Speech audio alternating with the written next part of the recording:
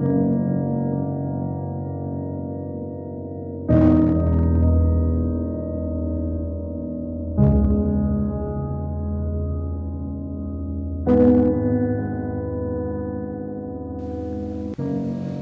was born in 1963 in Brooklyn, New York. I have 3 brothers and 2 sisters from the same mother and father. I've been told that I have other brothers from other mothers. I've not met them as of yet. My passion has transitioned somewhat. My passion used to be mainly to train or equip, but now my passion is more to love. Love in a fashion that it would bring deliverance, healing, and wholeness. Check this out, it ain't easy. It's easy having church. It's not easy. It's not easy being the church and then trying to teach other folk to fulfill who God has called them to be.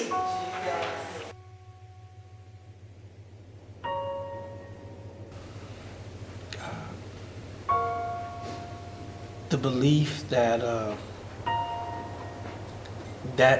that's my purpose. That's a part of my purpose in communicating with God about my family, the church, and the city. God begins to, as I speak to Him, He speaks to me about them, and so this way that helps me to stay focused on the things that I need to be focused in regards to my family, my church family, the community, and the things in the state. What caused me to come to Christ, my kids happened to be going to a church. It was called 7th Avenue Second Service with Sister Nail. She was one of the, or Prophetess Nails, I believe at that time. She was one of the ones who was taking my kids to Sunday school and church. My wife had came home. And after the kids was going, she decided that, she should go for a visit. When she came home, she began to share with me that she didn't want me to go to hell and her to go to heaven. So I got curious about what they was teaching my wife, since, with my traditional Baptist upbringing, I just knew I was good. And I didn't have to go to church. God has released His revelations to convert us. Guess what? The enemy comes, check this out. You in a house to receive a revelation that's going to cause you to be fruitful. And as you sit there, the enemy is right beside you, distracting you from being able to receive the information that's going to cause you to be successful.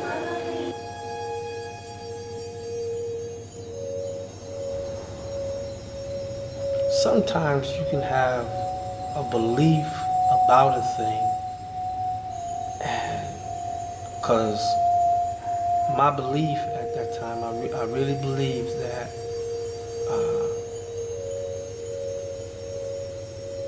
that God was going to use me to raise my grandson from the dead. I wasn't concerned that he was going to die.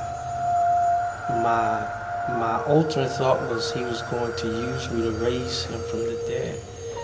And when God did not allow that to happen, then my thought went to, I went on my thought and what I believed, instead of getting with Him, trying to get an understanding about what His will was concerning the matter.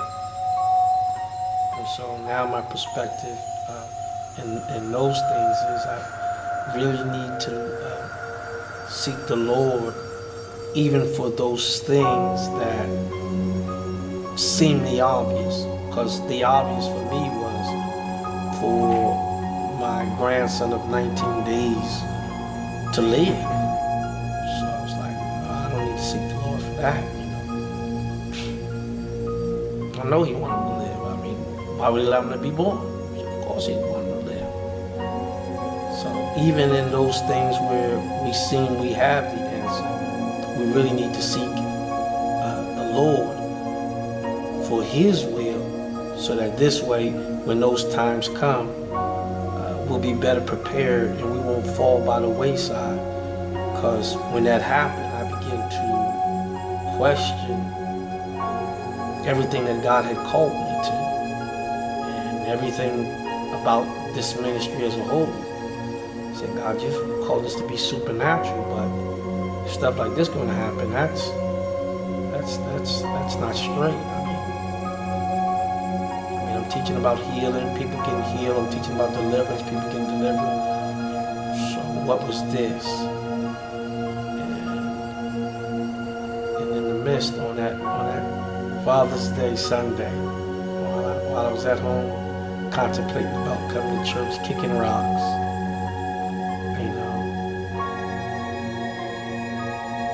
I began to,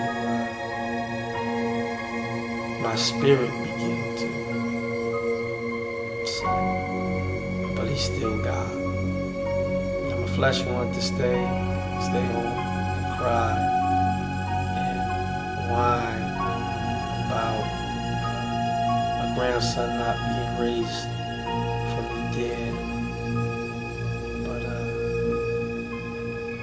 and the more my spirit began to say, but he's still God, and I began to come to agreement and start saying, but he's still God. And after I said that enough, then I was able to get dressed and come out to serve.